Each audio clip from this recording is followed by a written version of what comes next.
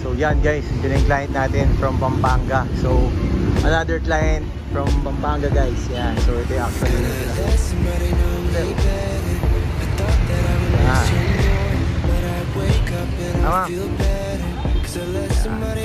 Yo, what's up guys? Good day to everyone. This is Lance Lopez from Mitsubishi Abad Santos Auto Wheels by Lance Lopez. So guys, today mayroon na naman tayong mapalot na client na magmamay-ari ng Expander Cross 2 Tone 2025 model. So let's go! Let somebody go. Yeah. Let somebody go.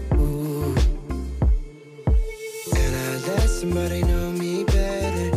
I thought that I would miss her more, but I wake up and I feel better. Cause I let somebody go. We've been going on forever. There's no more crying on the floor. And she said it's now or never. So I let somebody go. Ooh.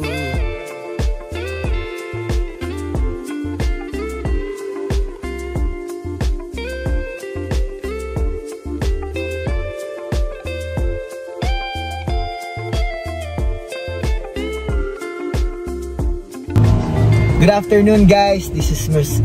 Yuji Guevara and Miss Guevara po from Pampanga. So sir, kamusta naman po? Kamusta naman po yung service ko bilang ahente natin from the very start po? Napakagaling na. Excellent. Salamat po, salamat ahente. Highly recommended. Thank you po.